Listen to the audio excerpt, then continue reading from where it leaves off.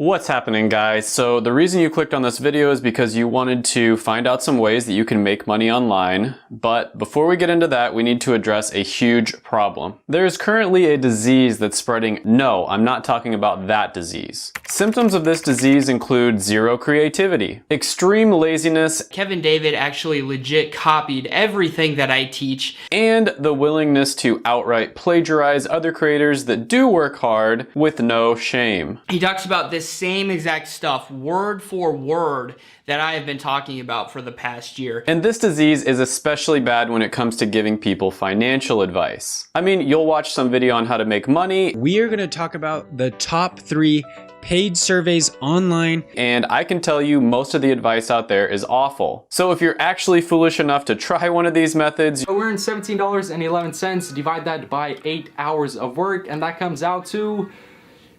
$2.13 per hour. you're probably going to be very disappointed. But don't worry, because I got you covered, fam. Over the years, I've tried a lot of the make money online stuff out there, and there are a few methods that do actually work. I started trying all sorts of different side hustles and small business ideas as a teenager, and there were a few methods that actually worked, even for somebody who didn't have any experience and was broke. It's so easy, a caveman could do it. The best method that I found made me nearly $100 an hour. And everything that I mentioned on this list is going to be either something that I've tried myself or close friends of mine have done. So it's not going to be some copy of something that you've already seen 100 times. So first on this list is going to be How to sell pictures of your feet. just kidding. I don't think anybody would want to buy something like that from me.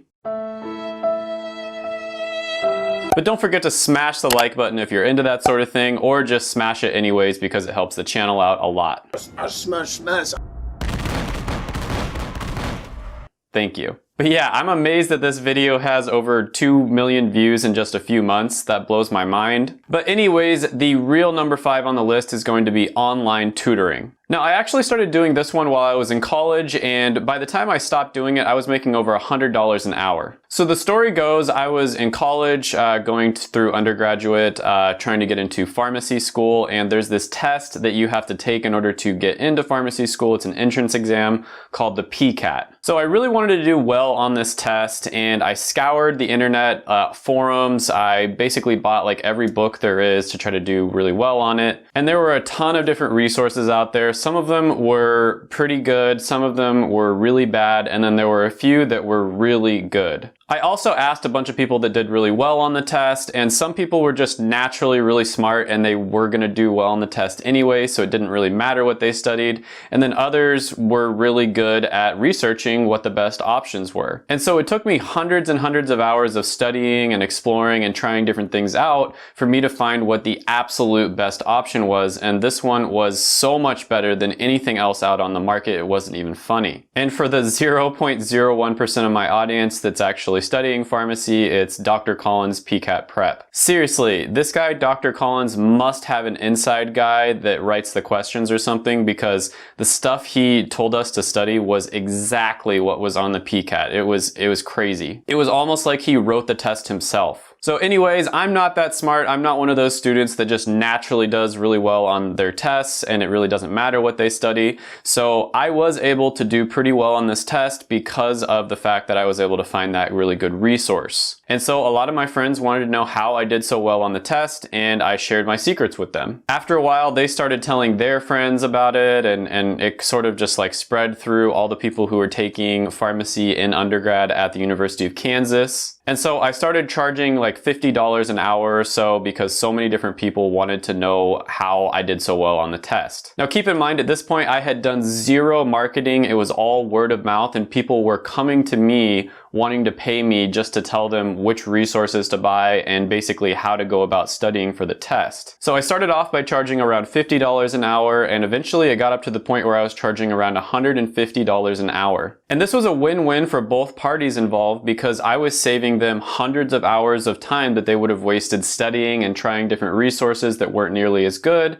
and I was probably saving them thousands of dollars. A lot of companies would offer options where you would fly to a study facility for like a week, pay them several $1,000s, and they would supposedly tell you everything that's going to be on the test. But this option that I offered was much easier. You didn't have to fly anywhere, you didn't have to pay thousands of dollars, and it was getting people much better results. And on top of that, I was reinforcing my prior knowledge, which ended up helping me a lot in the future. So I was basically getting paid to get better at what I was doing already in the first place. So obviously this is going to be different from person to person. Most people watching this probably didn't go to pharmacy school, and so they can't tutor people on the PCAT, but a lot of people watching this, maybe you took a big test in high school like the ACT or the SAT and you did really well on that. Or maybe you're just really good at some random subject that a lot of people aren't that good at, like math for instance. The general rule here is the more specific the better. So a specific thing that you're good at, like a specific test or maybe a specific type of math that you can help people study for, that's probably going to be more profitable for you. For instance, I know medical doctors that charge thousands and thousands of dollars to tutor students on how to get into medical school. The big thing here is to just be creative and think outside the box and think about what you've already spent your time doing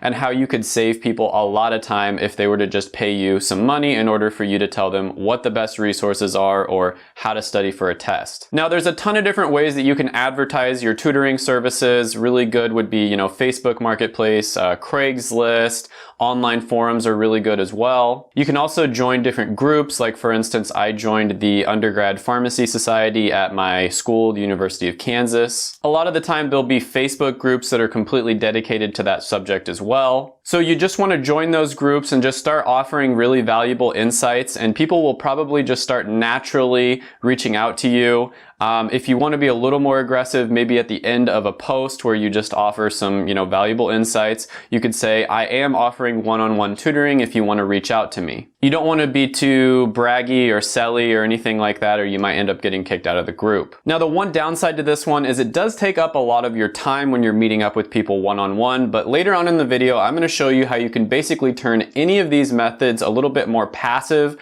so you're not exchanging your time for money, you're more exchanging your resources or your knowledge for money, and that way you don't actually have to be there as much to help them. Number 4 on the list is going to be flipping items or online arbitrage. Now, I think a lot of people know about this one a little bit at least. You basically buy an item at a lower price and then you sell it at a higher price. And this can be an amazing side hustle if you have the cash to buy and sell stuff. So one really good tip here is always make sure that they come to you so you don't spend too much time on money or gas. So you always want to make sure that they come to a place near you, so maybe meet at a gas station that's just around the block from you. And this is whether you're buying or selling. It doesn't really matter. Either way, you want them to come to you. The only time that you'd go somewhere is if it's like maybe a really big couch or something that you have to haul, or it's just an incredible deal that you can't pass up. So you want to have an estimated price that you're willing to pay for the item, and then when you get there, you want to negotiate a little bit and try to get the price down. So some items that I've personally had a lot of success with are going to be phones,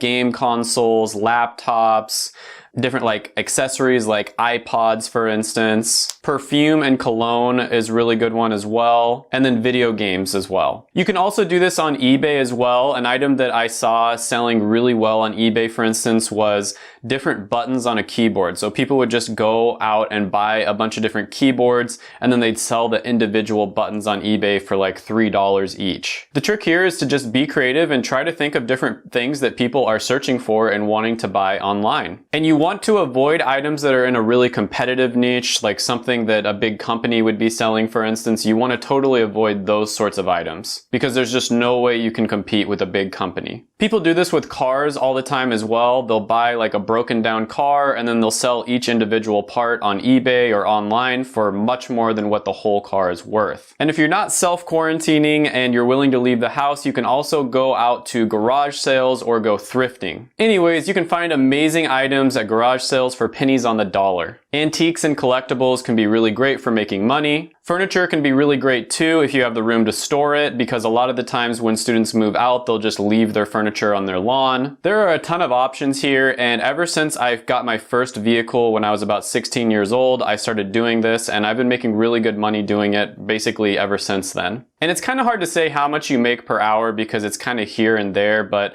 I'd say you probably make well over $50 an hour if you just do it with just the items that are are really good sellers. And a really good place to check what items are going for is eBay. You can go to eBay and then look at the completed listings tab, and then you'll get a really good idea of what items are actually buying and selling for on the open market. And then a slightly different approach is if you live in a college town. This is a huge opportunity because, like I said, when students move out at the end of the semester, a lot of them will end up leaving tons of stuff just out on their lawn or right next to a dumpster. And I know it sounds gross, like dumpster diving, but I once found a fully functional flat screen TV right outside of a frat house. When some guy moved out, he just decided to throw his TV away and it worked perfectly fine. Some guy who probably looked like this, and I looked up the price online and it was nearly $800 brand new.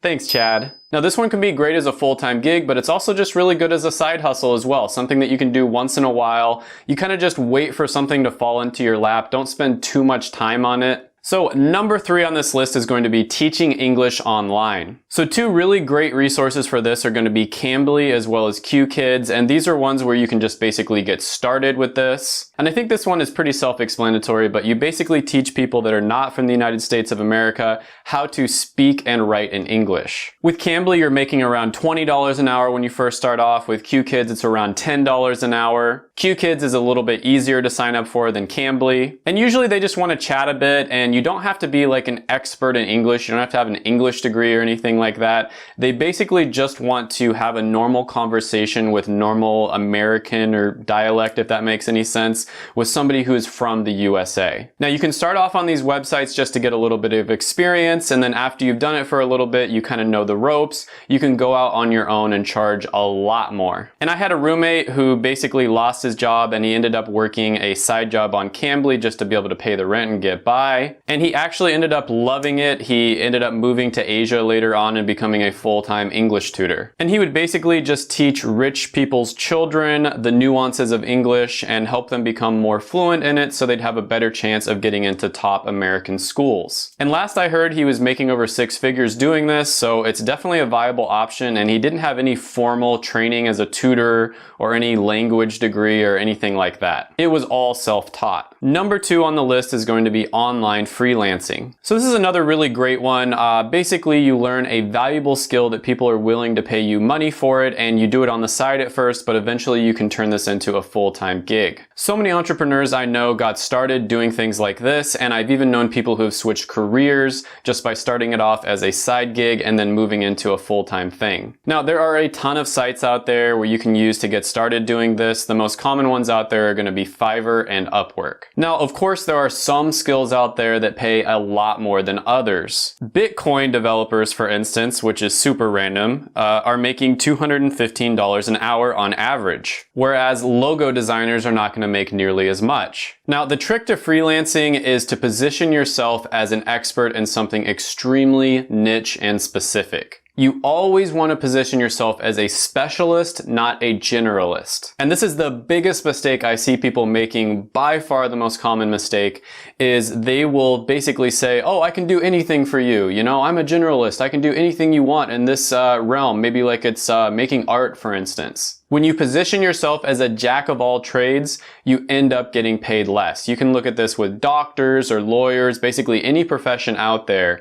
If you are a specialist, you're going to get paid more than if you are a generalist. Generalists get paid less, they have less fun, they're less respected, they get worked a lot more, and they probably won't even get as many jobs. What you want to do is find a very specific skill that pays very well and has a lot of demand, learn how to do that skill, and then position yourself as a specialist and an expert with that specific skill. For example, if you're a photographer, consider becoming an expert on event photography specifically. If you're into online business, maybe you should consider becoming an expert on lead magnets specifically. Or maybe you got a business degree, you want to kind of switch careers, you can consider positioning yourself as an expert on pricing and strategy consulting. If you're in the computer science world, you're a programmer, consider becoming an expert on image object recognition. I think you get the point here. There are certain skills that are going to pay you over $100 an hour, and then there are others that are completely saturated. You're not going to make that much from them. And you want to position yourself as an expert and an authority on those specific skills that make quite a bit of money. Now, when you first start off, you're probably not going to make nearly as much. You have to do an amazing job for all of your clients, and then you're going to get your name out there, and there's going to be a lot of referrals and word of mouth and all that sort of thing. Now, number one on the list is very similar to freelancing, but in my opinion, it's even better, and that's consulting. Now, there are a lot of similarities here. Just like with freelancing, you're going to want to become an expert or a specialist on something that has a lot of demand and pays very well. Now, with freelancing, you would start off by doing most, if not all, of the work yourself. This is what's known as a done-for-you business model. And it's extremely time-consuming and also can make you very tired because it's probably very hard and repetitive work.